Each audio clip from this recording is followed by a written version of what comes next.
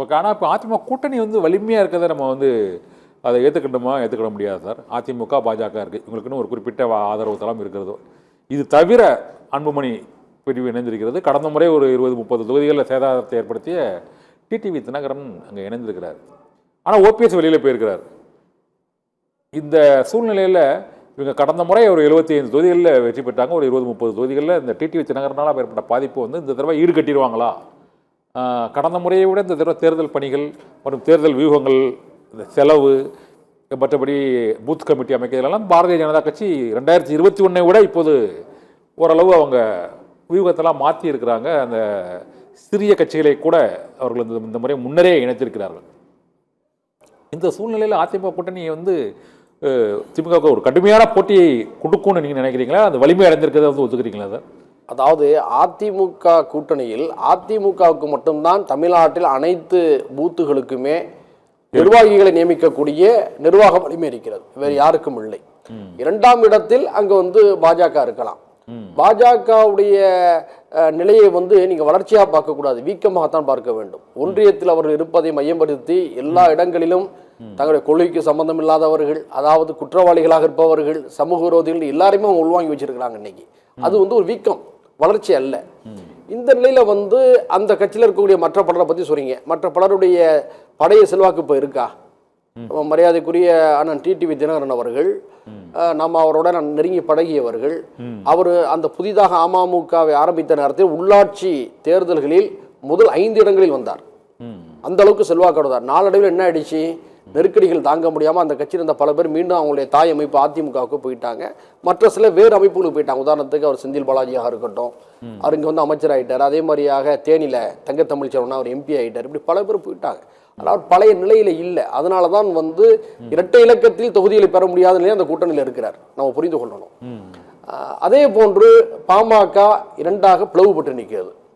சில மாவட்டங்களில் அவர்களுக்கு ஆதரவு டாக்டர் அன்புமணி அவர்களுக்கு ஆதரவு, சில மாவட்டங்களில் வந்து டாக்டர் ஐயா ராமதாஸ் அவர்களுக்கு அதிக ஆதரவு என்ற நிலை இருக்கிறது. யாருக்கு என்பதை தேர்தல் காலம் தான் தீர்மானிக்கும். மற்ற பலர்களெல்லாம் வந்து அவங்க வந்து உள்வாங்கி இருக்கிறாங்க. அதற்காக மேடையில 10 பேர் இருக்கிறதுனால அவர் பலசாலிகளாக இருக்காங்கன்னு சொல்ல முடியாதுல்ல. 10 பேர் இருக்காங்க, 10 பேர் பலசாலிகளா என்பது முக்கியம். ஆனால் திமுக கூட்டணி அப்படி அல்ல. கொள்கை பலத்தோடு, களத்தில் நிர்வாக பலத்தோடு இருக்கக்கூடிய கட்சிகள் இணைந்திருக்கிறார்கள். மேலும் பல புதிய கட்சிகள் வரக்கூடிய நிலையில இருக்கிறது. எனவே ஒரு தோற்றப்பாடை உருவாக்குவதனால் வெற்றி கிடைத்து விடாது. ஆனால் இந்த தோற்றம் மட்டுமே வெற்றியை கொடுக்காதுன்னு சொல்றீங்க. அவங்க ஓரளவு களத்தில் பணியாற்றவும் செய்கிறாங்க. ஒரு 180 தொகுதியில் ஐபிஎஸ் பிரச்சாரமும் பண்ணியிருக்கிறாரு. நம்ம அதையும் குறைத்து மதிப்பிட்டு விட முடியாது.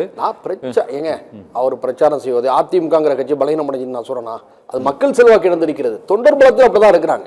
அவருடைய தொண்டர் பலம் சிதைந்ததாக நான் கருதல. ஆனால் மக்கள் செல்வாக்கு இழந்திருக்கிறார்கள். அந்த மக்கள் செல்வாக்கு முழுமையாக திமுக பக்கம் திரும்பி இருக்கிறது.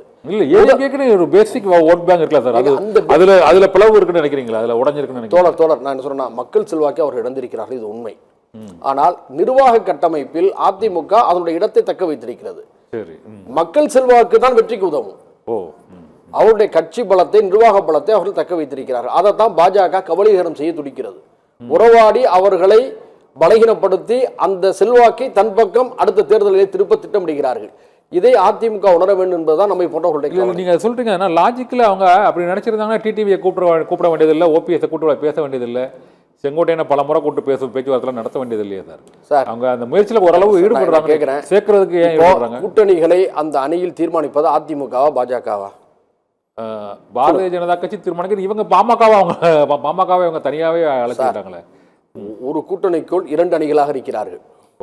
ஒரே கூட்டணிக்குள் 2 அணிகள். அதிமுக தலைமையிலான அணி, பாஜக தலைமையிலான அணி. காரணம் அதிமுக ஆட்சி அமைப்போன்னு எடப்பாடி சொல்றாரு, என்டிஏ ஆட்சி அமைப்போன்னு சொல்லி பிஜேபி சொல்லுது.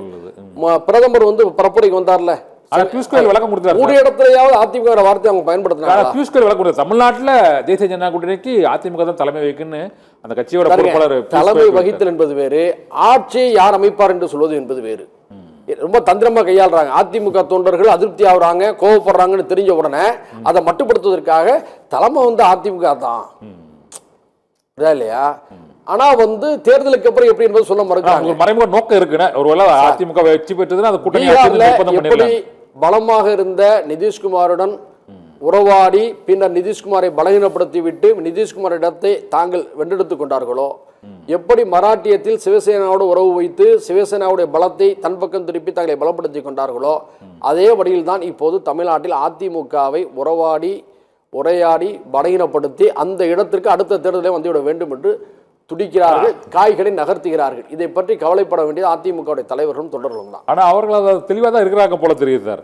ஆனால் நான் இந்த பாரதிய ஜனதா கட்சியை வந்து அதனுடைய வலிமை மற்றும் அதனுடைய இப்போதைய அந்த செல்வாக்கு ஆகியவற்றை வந்து பயன்படுத்திக்கணும். வழக்குகள் அது மற்றபடி பணபலம் படைபலத்தை வந்து பாஜகவை பயன்படுத்திக்கிறோம். ஆனால் நீங்கள் சொன்ன அந்த நிதிஷ்குமார் கணக்கு, நவீன் பட்நாயக்கு, உத்தவ் தாக்கரே இவங்களோட கணக்கு வந்து தமிழ்நாட்டில் பலிக்காது அப்படின்னு அதிமுக இந்த 2ஆம் கட்ட தலைவர்கள் வெளிப்படையாகவே சொல்கிறாங்க. எங்களோட உறவாடி எங்களுக்கு எடுக்க முடியாது அப்படின்னு ஒன்று சொல்கிறாங்க. இன்னொன்று அந்த பிரிஞ்ச ஃபேக்டர்ஸை இணைக்கிறதுக்கு அவங்க வந்து ஓரளவு முயற்சிகளை பாஜக தான் மேற்கொள்ளுது. ஏடிஎம்கே தரப்பில் அவங்க இபிஎஸ் தரப்பில் எந்த விதமான முயற்சி. நான் ஏற்கனவே சொல்லிட்டேன்ல, ஒரே கூட்டணிக்குள் 2 அணிகள். அமமுக சகோதரர் டிடிவி தினகரன் இந்த கூட்டணிக்கு வருவதை திரு எடப்பாடியார் அவர்கள் துளியும் விரும்பவில்லை. ஆனால் நிர்பந்தத்துக்கு பணிந்து போயிருக்கிறார். இதுதான் உண்மை. ஒரு விரும்பலை, டிடிவி வந்து விரும்பலை. அவங்க யாரும் நமக்கு தெரியாத அவரோட நம்ம ஆரம்ப காலத்தில் நம்ம பழகி இருந்தோம். எப்படி மன வருத்தங்கள் உங்களே ஏற்பட்டது, எவ்வளவு கோபதாபங்கள் வெடித்தது, இவருடைய உளவியல் என்ன என்பதெல்லாம் நாங்கள் பழகிருந்த காலத்தில் பார்த்தவர்கள். அந்த அடிப்படையில் சொல்கிறோம். இன்னொரு முக்கியமான கொஸ்டின் சார், இந்த இதுவரை திமுக அணியிலும் அதிமுக அணியிலும் சேராத இருப்பவர்களின் பலம் அது என்னவா இருக்குன்னு நீங்கள் பொதுவாக அதை என்ன பார்க்குறீங்க? தேமுதிக அவர்கள் வந்து இரு தரப்பிலும் பேச்சுவார்த்தை நடத்தி வருவதாகவும் கடலூர் மாநாட்டில் அவர்கள் அறிவிக்கப் போகிறேன் என்று கூறிவிட்டு அறிவிக்கவில்லை. அதிமுகவில் ராஜ்யசபா சீட்டு ரிசர்வ் பண்ணி வச்சிருக்காங்க. லெட்டர் மூலமாக கொடுத்துட்டாரு இபிஎஸ். முன்னாலே ஒரு 3 மாதத்துக்கு முன்னாலே கொடுத்துட்டாரு. இருந்தாலும் ஒரு தயக்கத்தில் அவங்க விலகி நிற்கிறாங்க. ஒன்று. இன்னொன்று டாக்டர் ராமதாஸ் பிரிவு, அது வந்து அன்புமணி ராமதாஸுக்கு செல்வாக்கு இருக்கிறதா, டாக்டர் ராமதாஸ் செல்வாக்கு இருக்கிறதான்னு அவர் தான் முடிவு பண்ணணும். 3வது இந்த ஓபிஎஸ் ஃபேக்டர். இந்த 3 பேர் இன்னும் முடிவெடுக்காமல் இருக்கக்கூடிய சூழ்நிலையில் இவங்க தாவேக்காவில் சேருவதற்கு ஒரு ஆப்ஷன் இருக்குது. இவங்க தேசிய ஜனநாயக கூட்டணி அல்லது அதிமுகவில் சேருவதற்கான வாய்ப்புகள் தான் அதிகமாக இருக்கிறது. இந்த தேமுதிக நிலை மட்டும் இருபக்கமும் பேசுவதாக சொல்கிறாங்க. உண்மையிலே இவங்க போகிறதுனால ஏதாவது ஒரு கேம் சேஞ்சர் இதாகும்னு நினைக்கிறீங்களா சார் இந்த 3 கட்சிகளும்? பொதுவாக ஒரே நேரத்தில் இருபக்கமும் பேசக்கூடிய அரசியல் என்பது ஒரு நல்ல அரசியலா என்ற கேள்வி மக்களிடம் எழுகிறது. இதுதான் அந்த கட்சி சார்ந்த விஷயம்.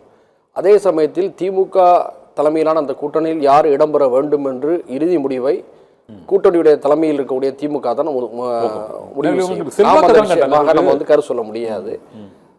இன்னொரு விஷயம் வந்து விஜய் அவர்களிடம் இவர்கள்லாம் செல்வார்களா என்ற ஒரு கேள்வியும் வந்து எழுது. இந்த நேரத்தில் விஜய் அவர்கள் சமீபத்தில் பேசின பேச்சில் வந்து தனித்து நின்ற களமாடவும் என்று துணி தெரிக்கும் வகையில் அவருடைய பேச்சு இருந்தது. என்ன முடிவில் இருக்காருன்னு தெரியல.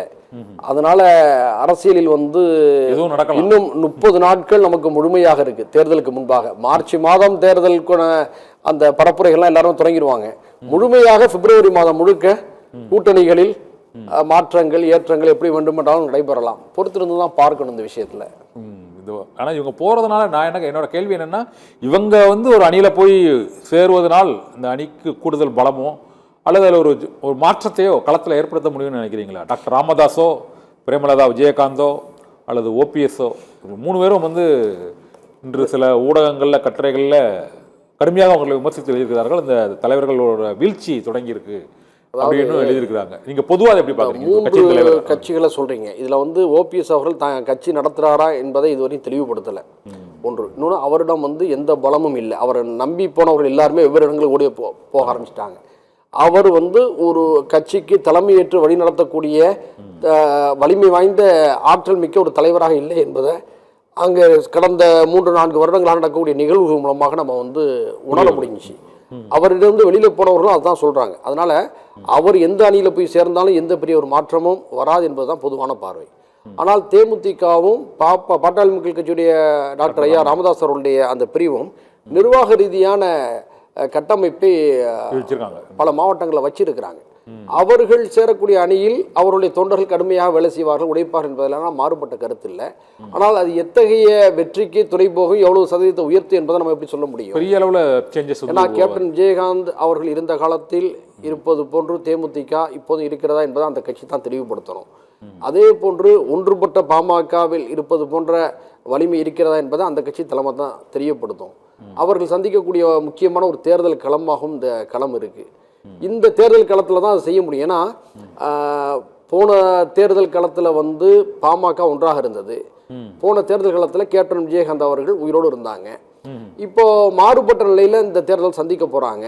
கள நிலவரங்கள், வலிமை, மக்கள் ஆதரவு என்ன என்பது அந்த கட்சிகளுக்கு என்பது இந்த தேர்தல்கள் தான் நமக்கு தெரிய வரும். ஓகே. அதனால நம்ம அவங்கள பெருசா பிரம்மாண்டமா நினைக்க வேண்டியதில்லை, சாதாரணமாகவும் நினைக்க வேண்டியதில்லை. கூர்ந்து கவனிக்க வேண்டிய இடத்துல அவங்க இருக்கிறாங்க.